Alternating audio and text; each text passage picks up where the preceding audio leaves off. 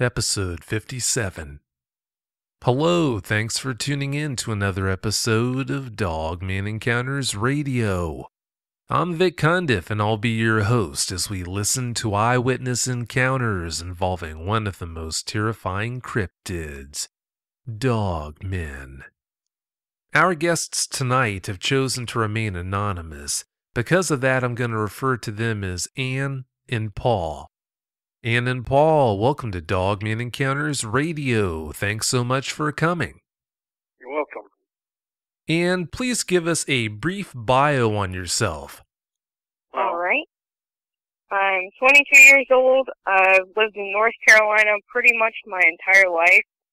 Just recently moved to Wisconsin a couple months ago, and I don't really know what else to say. That's fine. That's no problem. How about you, Paul? Well, born and raised in Wisconsin. Pretty much lived most of my life out in the country. And like traveling around Wisconsin, avid hunter and fisherman. And please tell us about the work you've done researching cryptids. Well, it started off with Sasquatch research.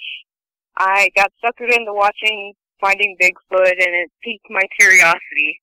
And also, my fiance got me into it. I started to see all of the encounters that people had had with Sasquatch, and then with my fiance being from Wisconsin, it kind of brought on the Beast of Bray Road and the Michigan Dogman, and it kind of got me into that research. And I've been researching for probably about 2 or 3 years now. It's funny how all this ties together once you start researching one type of cryptid. Paul, I know you're a longtime Sasquatch researcher. Please tell us about some of the research you've done. Well, it started off being the typical reading the books and the Patterson film.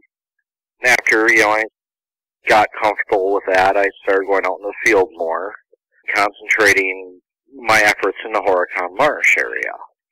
If I'm not mistaken, actually is the largest marsh in the United States. The habitat's perfect. How big is that place? Exact square miles of the Horicon Marsh, right off the top of my head, I cannot tell you. But it encompasses a large chunk of Dodge County itself. And partial Fond du Lac County, too, I believe. If it's the largest marsh in the U.S., it must be a big area. Lots of hunters have gone out there, whether it be deer hunting, mostly if you're out in the marsh, out there, you're usually a duck hunter. There's been quite a few that get turned around and get lost and can't find their way back. Well, considering what we're going to talk about tonight, it sure makes you wonder if some of those instances weren't cases of people just simply getting lost. Maybe there was actual foul play, and possibly not at the hands of humans. But that's one of those who knows situations. And I know you've been interested in the Sasquatch phenomenon for some time now. Before you had your Dogman encounter, what was your opinion on their existence? Well, I had no doubt that they existed. After I started looking at some of the encounters, I could tell that maybe a couple were either partial truth or maybe parts of it got exaggerated. But once I started reading more into it, I automatically knew that they existed. It's kind of a sobering reality once you realize they do exist, isn't it? Yes, it is. We're going to get into this later, but of course you had that encounter with one, so what more evidence do you need to know that they really do exist in the first place? Paul, we've already established the fact you've been a Sasquatch researcher for a long time. Have you formed any opinions to explain why so many people in the Sasquatch community scoff at the idea of dogmen being a reality? Well, once you're studying a Sasquatch, you get kind of driven on that one thing. And the whole dogman thing, I think a lot of researchers look at as kind of this whole Hollywood werewolf type thing. But going deeper into the research, you have a type 3 Sasquatch, which is, for better lack of words, the canine-headed Sasquatch. which I think there's that little bit of playover between the canine and then type 3. Ian, do you have any opinions on why people in the Sasquatch community are so reluctant in a lot of cases to accept the existence of Dogman? Well, I think once you start researching with Sasquatch, it's almost like you get tunnel vision in a way. I mean, you're finally told that something you've always been told will never exist actually does exist. When you start doing research, you're only worried about anything that's Sasquatch. So when you hear anything else, you're like, no, couldn't happen. I'm focused on this right now. Yeah, that does make good sense. And after you had your encounter, were you reluctant to seek help, or did you feel you didn't need any? I'd say it was probably a 50-50. When it originally happened, I believe that I went into some kind of shock. I was kind of reluctant in a way, just for the fact people would probably think I'm crazy, because it's not something that your every normal day hiker, or even just walking down the street, you're not going to really see them, or so people would think. Without giving away any of the details of your encounter, do you think you treated your encounter differently than you would have if you had seen a Sasquatch instead of a Dogman? Honestly, I don't know if I would have. I mean, from what I saw, I may not have been as scared as a Sasquatch, but in the same way, I may have. So I probably would have just treated it the same way. The one that you saw, and we're going to get into the details of your encounter later, but because of the way the one you saw reacted, it had to leave you a lot more calm than had it reacted in a much more violent manner. But like I said, we'll get into that later on. From the responses you got when you told people about seeing that Dogman, do you think you were treated differently than you would have been had you told those people you had seen a Sasquatch? Maybe not. A lot of the people that I told just kind of gave me the cold shoulder in a way. It was just, oh, you're just being over imaginative, and there's no way they would exist. They kind of gave you the cold shoulder. Mm-hmm. That's a shame. Were you surprised by some of the responses you got? I'm sure that whole cold shoulder thing caught you by surprise. I was kind of expecting at least my really close friends to be like, okay, maybe you saw this, maybe you didn't, but let's say maybe you did. It's gonna be okay. Instead of, you're just temporarily losing your mind, for lack of a better term. In a situation like that, it's not hard to tell who really does have your back by the way they react when you reach out for help in a situation like that. All right, Ann, please tell us about your encounter. Give us every last detail that comes to mind. All right. Where I was going to college, we had pretty much a split week. Monday was a long day, Friday was a long day. So we used to always pick Wednesday, since we got out at noon, to pretty much go exploring around the area where the school was. We had just got done with class. There was a group of about 4 of us. We went and grabbed some lunch and decided that we were going to go hiking in a nearby, I don't really know if it's a state park, but it's like a county park maybe. I'm not exactly sure off the top of my head. Changed into, our hiking boots and went up the trail that we normally went on. Well, it's one main trail and a couple other ones kind of branch off. And where some of the ones branch off, it's just kind of a short trail and a clearing for if you want to go camping or picnic or anything like that. We had got about halfway up the trail and my shoe got untied. With me being a naturally clumsy person, I said, hey, guys, go on, I'll catch up to you. I need to tie my shoe real quick. So they walked ahead of me, and one of the trails to a clearing was right to my right side. I heard a noise as I was tying my shoe, but with all the wildlife around the area, I didn't really think anything of it. Finished tying my shoe, and I stood up, and out of the corner of my eye, and it actually made me turn my head that direction, I had seen this creature. I don't really know how to describe it. I've seen what, like maybe the typical size of a wolf in North Carolina was, but this was a lot bigger than that. I'm 5'4". It was hunched down with a deer carcass, and it had to be every bit as big as me hunched down. I guess I had made some kind of noise, and the person that was directly in front of me kind of turned around and doubled back towards me. She saw it through, like, the break in the tree branches, and it kind of froze and gasped. I don't know if it hurt us or anything. Put down the deer carcass, kind of stood up on two legs, looked in our general direction, turned around, and took off for the tree line. I mean, I was probably 40 or 50 yards away from it, and I've never seen a creature that big. I couldn't really give an exact estimate of how tall it was, but I'd say at least 6.5 feet when it was on two legs. It had brownish black fur, and I could definitely see a muzzle. That's why I originally thought it was some kind of wolf. I'm not too much of a hunter, but I do know the wildlife. I don't know any wolf that would turn into a bipedal creature and take off into the woods. When all this was going on, were there any smells or sounds that it seemingly made or emitted? The only thing I really heard, and that was kind of when it noticed us, was probably, I would describe it as kind of like a grunt in a way, as far as like maybe a sound of recognition that there's people around. As far as the smell, I really couldn't describe it, but it's definitely the most rotten smell I've ever encountered in my entire life. What kind of smell are we talking about here? It's kind of like a mix between a decaying animal and maybe like rancid trash. Yeah, that's pretty commonly reported.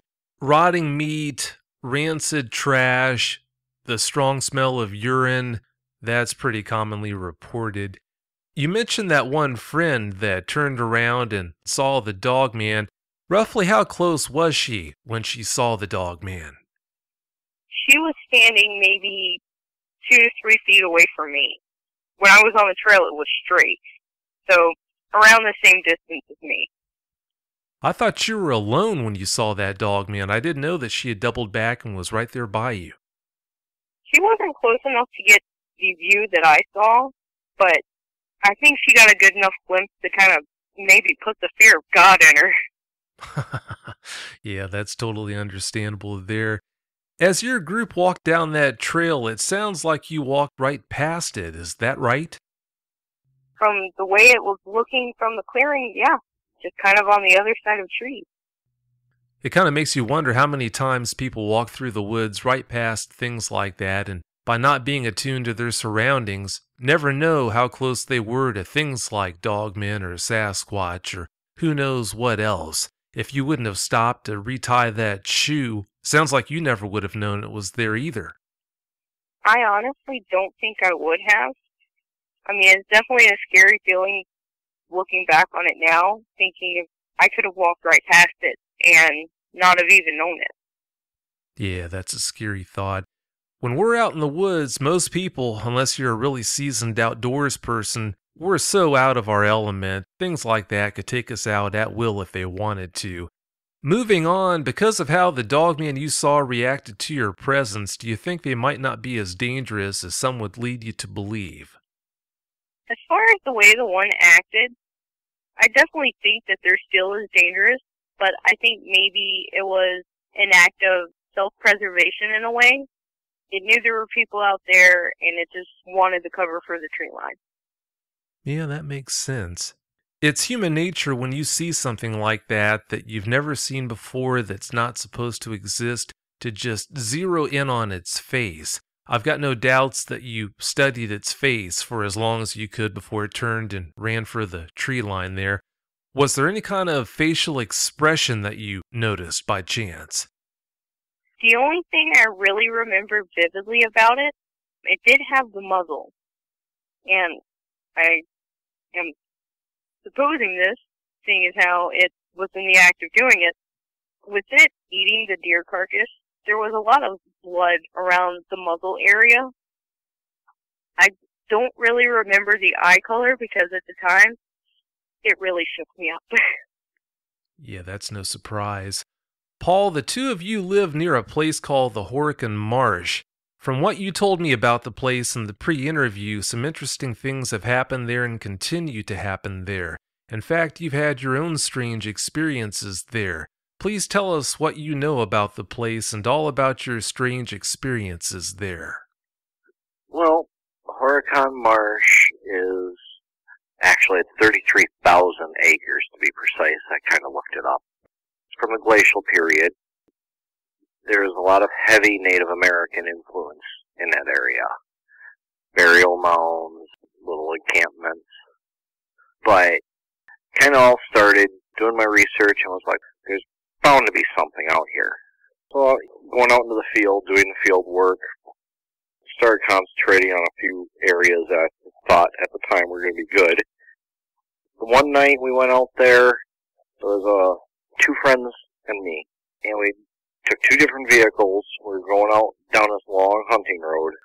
We came back, and I was ahead of them and took off ahead. We all met up on this top overlook. My one buddy, he let out a call.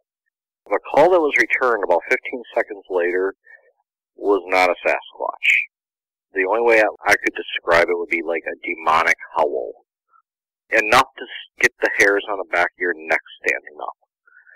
And at that point, it was pretty much, we're going to call it a night. I can't say I'll blame you. You know, that's one of the most frustrating things about what I do. You've got so many people that become interested in the Dogman phenomenon and whatnot. It becomes evident pretty quickly that there are so many things about Dogmen these people don't know, but yet they're willing to put themselves out there without being properly prepared for the potential dangers they might be faced with. I think if more than half of these people had a chance to hear a howl like that, which I have heard, I'd be astonished if they had any interest in going back out to look for these things. Yeah, their howls, they can make sounds that sound spot on the worst werewolf you'd ever imagine, way out in the middle of the woods. I definitely agree with that. Yeah, it's pretty creepy. Paul, you told me about the islands around the marsh that are really hard to get to. Do you think Dogmen or Sasquatch in the area use those islands as sanctuaries?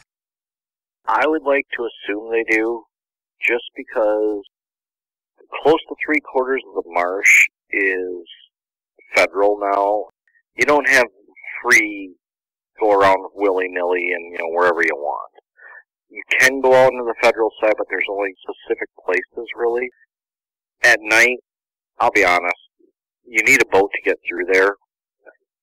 I would not want to be caught out there at night looking around an island by Department of Fish and Wildlife and whatever else could be out there. The marsh is not as deep as most people think. I mean, there are some deep spots, but just because there's water, trust me, it's not as deep as what people think. If need be, you're going to get pretty mucky, but you could walk out there in quite a few places. Paul, you found a strange set of prints one day while you were in the marsh. Please tell us about them and how you stumbled upon them. We were out hiking in Ditchkey Mountains, which is kind of detached to the marsh in its own roundabout way. Out by the far trail by the spring-fed pond, it was close, it was fairly close by. And the ground is soft on that trail. And these prints, they were definitely canine, but they were bigger than any wolf print I've ever seen in my life. The ground was soft, and I was walking on the same ground, and I go a little over 200 pounds, and I was not sinking near as deep as these prints were. About how large were those prints? Well, I could put my hand inside of it, and the thing that really drove me was you can see the claw marks. Wisconsin's not devoid of cougars, or mountain lion, however you want to, whatever term you would like to use. But when a big cat walks, they retract their claws. Actually, just recently, Milwaukee had reports of them. There's actually footage. Wow, that's a little too close for comfort. Paul, you think something or things live in the marsh most people would be unsettled with. What do you think it is, and why do you come to that conclusion? Well, for one, some of those noises are not any natural wildlife we have, native to this state. And I highly doubt something escaped from the zoo that no one could really identify the sound to. But all in all, I'm going to stand by the Morricon Marsh. It's perfect habitat. You have water source, you have food, you have shelter. It's perfect. It's also desolate in places. There are places you won't see houses for quite some distance. Yeah, it does sound like a perfect place to hole up if you're a Dogman or a Sasquatch. 33,000 acres is a lot of distance. That is a lot of land. And the two of you went to an overlook at the marsh one day. When you pulled onto one of the roads there, you heard something in the woods beside you. Please tell us about what happened. All right. It was actually when I first moved up to Wisconsin. I had actually never heard of the Morricon Marsh before moving up here. We went during the day. On the federal side, there's this road called Dyke Road. There's a dam, and the road's kind of cut off, so you couldn't fully get across anymore. We went down that road in the daytime, went to a nearby town, ate supper, went back after dark. We turned on a road before you get to that one, and it was on the DNR side, the state side. We went all the way down the road to where this little overlook was, turned around, and started driving back up the road at that point. I was on the passenger side at the time. He was driving, and at the time it was in my truck, which is a little two-wheel drive Tacoma. It's not exactly the best to get away with on gravel. We had been joking around the entire day of, oh, this is perfect habitat. I bet there's a dogman out here. I bet there's a Sasquatch out here. I had made that joke again as we were going down the road at night. We got about halfway down. That was when I made that joke. My fiancé had looked out his window and drove forward a little bit and said, you know what, maybe you're right. And started in reverse, backed up maybe 3 or 4 feet, and put it in park. At the time, there was some woods beside the road that they were trying to clear out. It's like they had taken the brush from trees and maybe like really tall grass or something that had been in the way of maybe trails or something, and were stacking it up in a way for the DNR to take off. But there was one in particular that we saw. It was, I could say that I could probably lay down in it and still have room. It was huge, and it was hollow. We'd actually seen it during the day. When we came back that night, kind of shined a light in that direction, and there was something in there, and it was huge. It actually moved a little bit. The minute I saw it move, I kind of turned into a big chicken, and I told him to gun it. He started to drive, pedal to the metal, and the truck just stayed there. My tires did not want to bite on this gravel. Finally, they kind of grabbed a hold, and we took off down the road. We actually went back out there about 2 weeks later, and it was still hollow. There was nothing in it this time, but this was also during the day. But I know how big some of the deer are up here. That was a lot bigger than a deer. For a split second at least, you had second thoughts on whether researching things like cryptids was in your future and maybe a good idea after all. Well, at the time, and that's like I've told him before until I got rid of my truck, it was a regular cab with a sliding back glass window with a bed. I told him, I said, for one, there's no telling what's out here. It could jump in the bed of the truck. It could reach through a window. I don't know. We both carry handguns. At the time, it didn't even dawn on me that I even had it on me. I was just more concerned of just getting out of there and trying to figure out what it was. No matter whether you're carrying a gun or a camera, it always gets me when people talk about how an eyewitness was foolish not to whip out a camera and take a snapshot of a dogman that they saw. Why didn't they do that? Well, you place yourself in a situation like that and see if you have your wits and wherewithal to pull out a camera and try to take a snapshot when you're worried about even walking out of there in one piece in the first place. Paul, not long ago, your daughter called you to tell you about a screeching roar she had heard behind her home. Please tell us about what happened that night. Well, at the time I was living out in the country, and I went into town to go to the gas station and get some stuff. And I was on my way home, about a quarter mile from the house when she called. She was upset, is, I guess, one word we can use for it. She heard a noise. She was used to staying home by herself, and nothing ever really got to her. This one shook her up, as she said it was like a loud roar screech. And those are her words, that it shook the house. And I was like, no, it didn't shake the house, it shook you inside, not the house. But she's like, well, where are you? I'm like, I'm about a quarter mile from the house. And came up, clicked on the off-road lights on my Jeep, pulling in. The field's right there by the driveway. Pointed it, couldn't see anything. So I walked in the house, and when she said the dog, she was a big black German Shepherd. The dog made one jump from the living room couch into the kitchen over by the heat outlet for the wood burner. All her hair was puffed out, snarling, everything, which she never really did. The corn was all the way up. It was late in the year. I ain't walking through a cornfield that night looking for something. That ain't happening. Never figured it out. But later on, I went on YouTube and started playing noises of recorded calls or sounds. It kind of sounded Bigfooty, but she said it wasn't like the Sierra sounds. This was, she goes, take that and cross it with a howl, like a timber wolf howl. And I was like, oh, okay. But after that, she slept upstairs, and she actually put blankets over her windows that night, from there on out. Oh, I don't think anyone could blame her for doing that. You told me a few days before your daughter called you that night to tell you about that strange sound she had heard.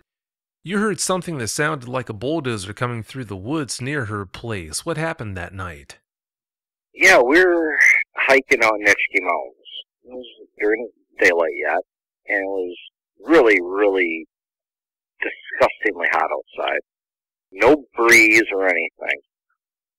We got about, between maybe about 3/8 away, realistically, up towards the spring-fed pond, and you could hear something coming through that forest, and it sounded like a bulldozer knocking stuff over. And at that point, she kind of got startled, and it was like, we took a couple more steps, and then it got louder and was coming closer. I was like, okay. Had her back up slow and go back to my Jeep. And I was like, well, keys are in the ignition, you know, I'm coming, just giving you time to get there. If you hear me screaming or anything, just jump in the Jeep and you drive down the trail to get me. I started backing up, and you could still hear noises. At a certain point, once I got close enough to the entrance part of it, I even turned tail and took off, jumped in the thing. There was none of this niceness backing up. It was reverse, dump clutch, and go. You know, Paul, you impress me as one cool, calm, customary guy. I'd hate to see what it takes to get you shook up out there in the woods. I can't see it being a small matter to get you unwound like that. I've hunted since I was a young teenager. And I've been hiking and camping. You know, I've been camping like up in the Nicolay. And I'll, you know, just backpacking and hike out into the forest. I grew up around forest and woods and stuff, and it never really fazed me. But it was pounded in my head at a young age, well, there's nothing out in the forest that can get you at night. Well, when you actually look back and realize what's out there, it kind of takes that whole phrase and, yeah, that means nothing. Yeah, no doubt. I've got to give Ann credit, too, after seeing something as scary as what she saw that day.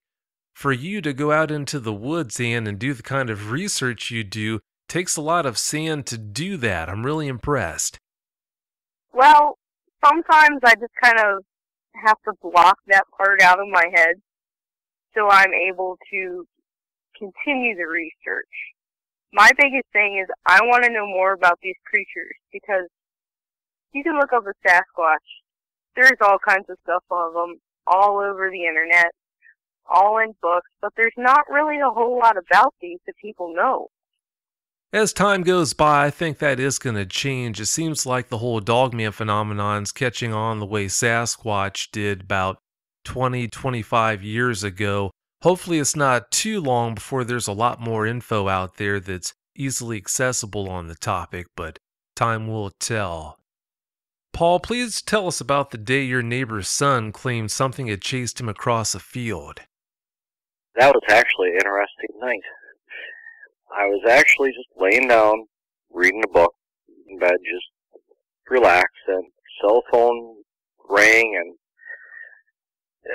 neighbor's son was winded, out of breath, half, my opinion, it sounded like he was half crying.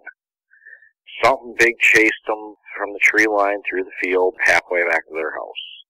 And at the time, I was sitting there going, no, nothing did. It was your imagination. Well, he wouldn't give up and wouldn't give up. Finally, I was like, okay, tomorrow morning we'll go walk out there and I'm going to prove to you you're wrong. We get out there and, it happened to have rained that night, which didn't help. But we get out there trudging through a nice muddy field, which was so much fun. You could see prints, but with the heavy rain, any print in heavy rain and mud and dirt is going to enlarge, just how it is. But to this day, yeah, he won't tell me. It's like I can't get everything out of him. What I did get out of him was they were out coyote hunting, and whatever it was came from the tree line, chased them. He fired a couple shots. I cannot remember if he had his .22 out there or, it was a small caliber rifle. Fired a couple shots while he was running, and I think that was probably, I don't know, it was either a plus or a good thing or a bad thing. Why it slowed down or didn't go after him and his friend further. I don't know if it's just the crack of the gun going off deterred it, or it just angered it even more, and that's why it did pursue for where it did. But he won't say everything. It's like he's afraid to come say everything that actually happened step by step. But you could distinctively see tracks, and you could see their tracks, and you could tell there's when someone's walking through a muddy field versus running, you could see where they were running too, and you could see, where they're slipping and sliding. So they were in a hurry. Yeah, it sounds like it. From the info he did share with you, what's your take on what really was chasing him that night? Well, he actually thought it was Bigfoot. Once we looked at the tracks, no, that wasn't it. They were a canine-type track, and you could tell it was, right away it was on two legs. I was like, no, in the first words at that point when I told him, he goes, it's a Bray Road beast. I go, well, we don't know. Until you see this, you can assume all you want, but were the odds with them? Probably. Would I gamble on it? I might. Those prints were too canine and way too big. They're very, very similar to the ones on Nitschke Mountains. Where we lived out that way, and Nitschke Mountains is maybe 3.5 miles. It's not that far away. Whatever's out can actually just go right through the farm fields. There's no city separating us. Yeah, that's really close. Did he ever actually see what was chasing him that night? He said it was big, black, on two legs. When he said big, I specifically asked how big. He's like, well, it's bigger than you. And I was like, okay. I'm not that big. I'm like 5'11". He's like, well, no, it was bigger than you. There's a tree way in back. It's this younger one, and then there's one like tree limb that juts out, and that's at about 6.5, 7 foot. And this thing, he said, came out from around behind the tree. He saw it, and its head was like in the middle of that tree limb for height. And I was like, okay, so it was big. And I was like, why did you shoot? Well, I was scared. Okay. Did you hit it? I don't think so. I wasn't paying attention. I was too busy running. I was like, okay. I mean, I actually took a night and went out there. I actually did go out there that coming Saturday with him one night. And he was very persistent about bringing a fairly sizable firearm. And I was like, well, you just want to be careful, because maybe it's one of your buddies playing tricks, and you don't want to just shoot at a shadow and find out you shot some kid. But we went out there anyways, and I made sure I wouldn't let him take any shots. But we were standing probably 40, 50 yards. You could hear something in the tree line. You can see like a shadow bounce occasionally from tree to tree. And at that point, it was like, okay, just back up, give it room, whatever it is. He's like, well, you want to shoot it? I'm like, no, I ain't shooting it. I can't, number one rule of hunting is you identify your target 100%. You don't shoot at shadows. I'm like, just let it be. We backed up, and that's where we left it. I wonder if it ever sunk in with him that whatever it was that was chasing him that night could have caught him easily. It just let him go.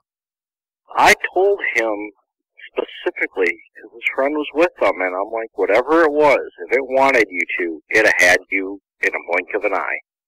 You can't outrun most wild animals in general, like a wolf or even a coyote. You can't outrun them either. And that's why predatory animals generally are fairly quick. Yeah, they'd be pretty hungry if they weren't. I'm not sure if it makes it more comforting or more unnerving knowing that whatever it was toying with them that way. But that's how it was. And where you live now, there's a Lover's Lane kind of place. Something horrible happened there that shook up the community. Please tell us what you know about what happened. The story that I heard was it was kind of a connecting road between two major roads. And there's a little spot down there where, you could park and fish and have a picnic, and a lot of the teenagers would drive down there and park and make out just to stay away from everybody else.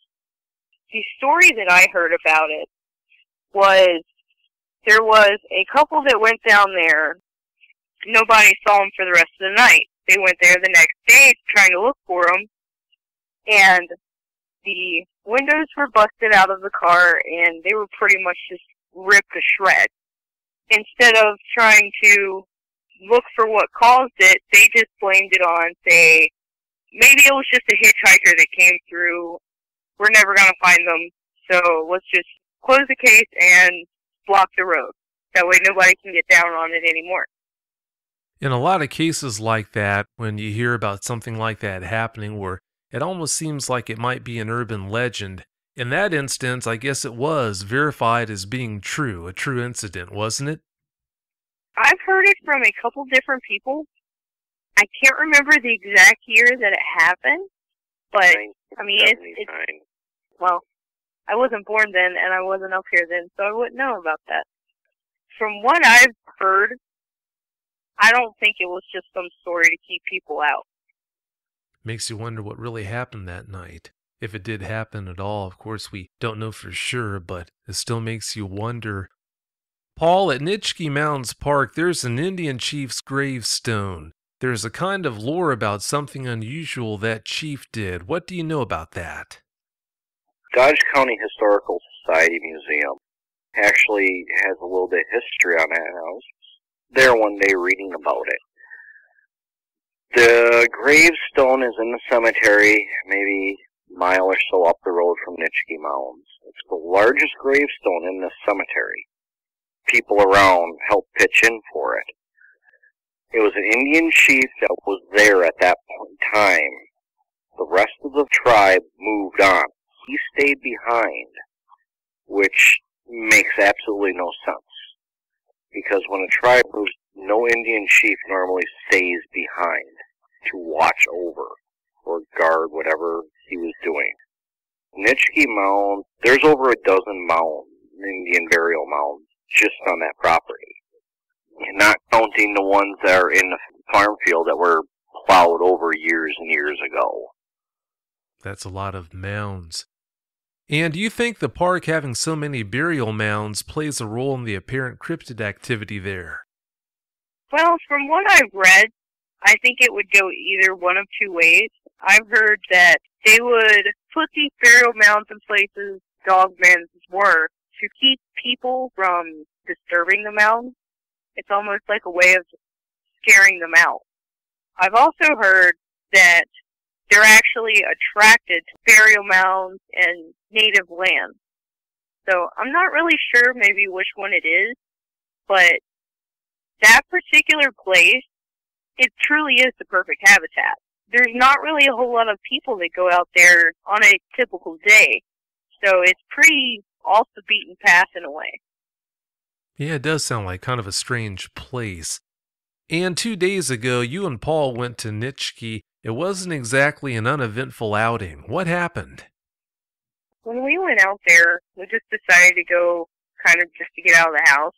We got there Sunday morning about 10:30, maybe.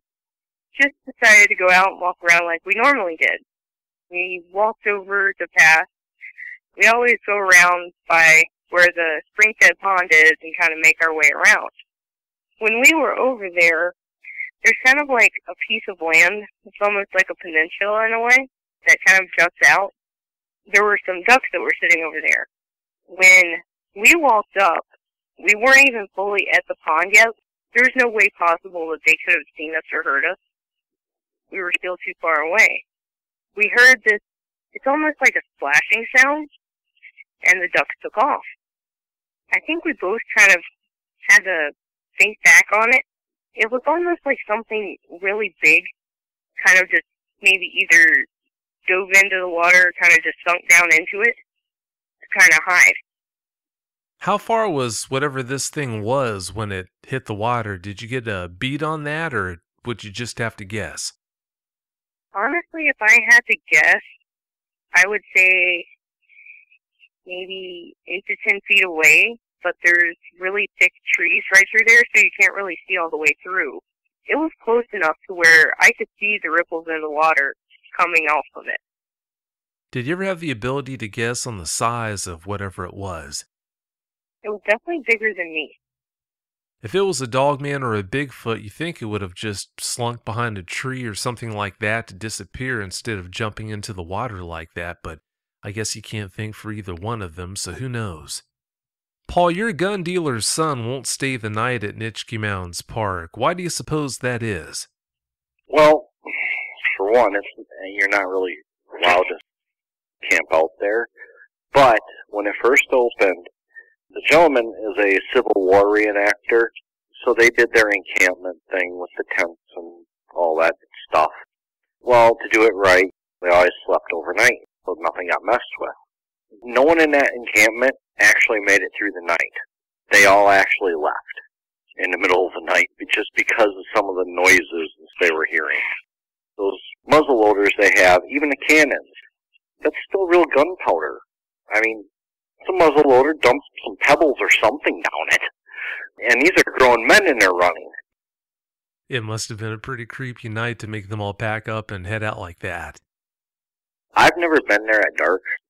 I'll be honest, I really don't want to. I can't say I blame you. The marsh area, where I do a lot of my research, I have no problem with. But there's just something about that place, I don't want to go out there after dark. Yeah, from the things you've told me about the place, it sure does sound like something just isn't quite right about it. Some people might just say it's, the whole haunted Indian burial ground thing, but I've never heard a ghost sound like a bulldozer. Yeah, that's a good point. Something was making that noise. That reminds me, You found a place in the park where something large had bedded down. Please tell us about what you found that day. Yeah, they just recently redid the trail, and I have to figure out another way to get back there again. But they used to be able to go in this back section. It was like a prairie type thing. And it was that really long, tall grass, comes up to your chest and stuff in the summer. And, you know, being a hunter, you've seen, like, how deer bed down and stuff, which you can usually tell. This was not like a true deer, you know, where deer have been bedding down. This looked substantially larger.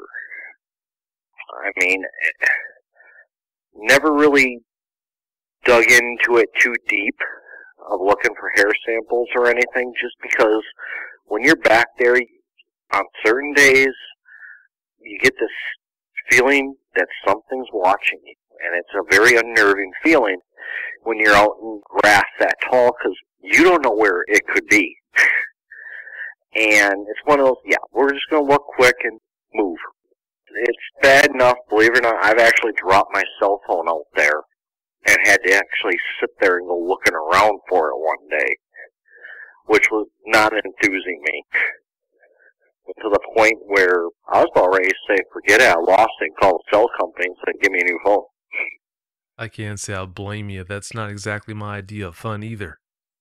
Like I said, I mean, we both carry, and I'll be honest, it's a last resort, and that's primarily all it is a last resort. Because a 9mm, you really aren't going to do too much besides tick something off. Yeah, isn't that the truth? I think a lot of people, when they take guns into the field for self-protection against these things, they've got no clue what kind of trouble they can get themselves into really quickly if they're too quick on that trigger finger. Do I think there's probably exceptions to the rule? Yeah, I do.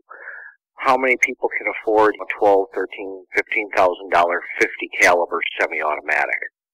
Not many. And not to mention, you know, $5, $6 a round. That's not something you just go willy-nilly tromping through the woods with.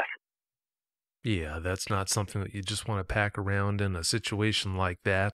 Even though, like you said, that's probably what it would take to effectively protect yourself against one of these things. Switching gears here, Ian, what's your ultimate goal for researching dogmen? Proving they exist to other people, or learning more yourself about them? Right now, it's probably a little bit of both. I do want to know more about them, but at the same time, I'm not really sure if I want to have another encounter because I don't really think the next one's going to go as safely as the last one. Yeah, if you do have another encounter, I've got to tell you that the odds are pointing towards the direction of it not being such a benign experience. Paul, where you used to live, you said a Black Hawk would fly over your house at night and circle fields in the area. What was that all about? I have no idea. Besides annoying to me. I mean, it started off pretty harmless. I mean, I understand military pilots, they have to do their maneuvers. I fully understand that. But when it started happening every night, every other night, and then altitude would drop to the point of, at times, about 250 to 500 feet. That's a little lower than you should be. Granted, I was 1.5 miles from the airport. But you still should not be doing that over civilian area. And they would just kick on their big night fare light, or Blackhawks have FLIR thermal imaging. Use one of the two. But they would sit there and go all around the field areas and just keep circling, go to the airport, and come back and keep doing that.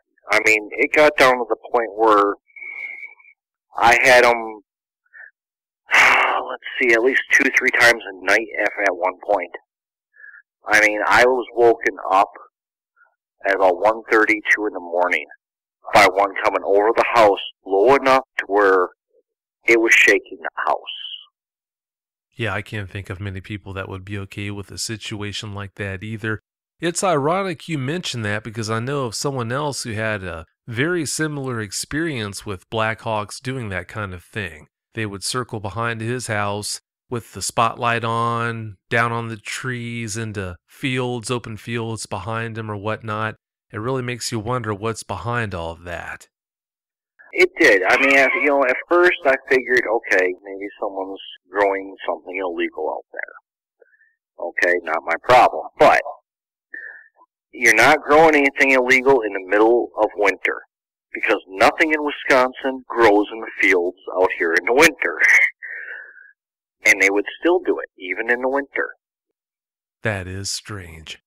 Yeah, you think if they were going to do something like that, they'd be a lot more covert about that. You wouldn't think they'd be waking people up at 1 a.m. or 2 a.m. doing something like that. It got down to the point for annoying. Because we had to, end up having to go chase horses down and jump the fence because of it a few times. But it got down to the point where I actually had to call the reserve center where they were out of, and it was like, I'm not kidding you, they transferred me to 7 different people in a reserve center that's, the whole area is probably smaller than your average super Walmart. I'm like, you gotta pull up over this property, because there's horses out here. You just really need to pull up. It lasted for about 3 weeks and back to normal again. What their normal low flying heights. Yeah, that's pretty ridiculous. All right, you two, it's about time for your closing comments, and please go first. Well, the only thing I can really say is to anyone that's interested in looking for these things, and even anybody that's just out hiking, definitely be aware of your surroundings, because there could be stuff out there that you wouldn't even know about. Well said. How about you, Paul? Well, if you want to research something like this, be my guest. Be very, very careful, because sometimes you may not want to actually get that close to something you want to see that bad. I mean, this isn't a Hollywood story where it's been written and everything. We don't know what these do. We're talking about something very few people have seen.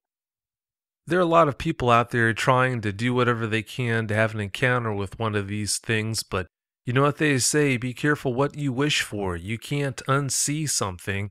You just might put yourself into a situation you can't get out of. I want to thank both of you for coming on tonight and sharing all the stories and info. I really do appreciate it. You're welcome. And I don't know about my other half. I'm not going to give up on the research. I'm going to continue. Well, I'm glad you're going to stick with it. And do you see there being a day sometime in the future where you get such a scare that you decide to drop your research, or do you plan to stick with it no matter what? I'm hopefully planning to stick with it no matter what. If there ever comes the day that I get that really nasty encounter, it's definitely going to make me think twice and maybe even doubt it. But I think for the most part, I'm just going to continue, at least until I get the answers that I need. Well, I admire your determination. Thanks again, both of you, for coming on. Like I said, I really do appreciate it. Well, have a great night. You too. Thank you. Bye. Bye. Bye. If you've had a Dogman encounter and you'd like to speak with me about it, whether in private or on the show, you can reach me at contact@dogmanencounters.com. I'd love to hear from you.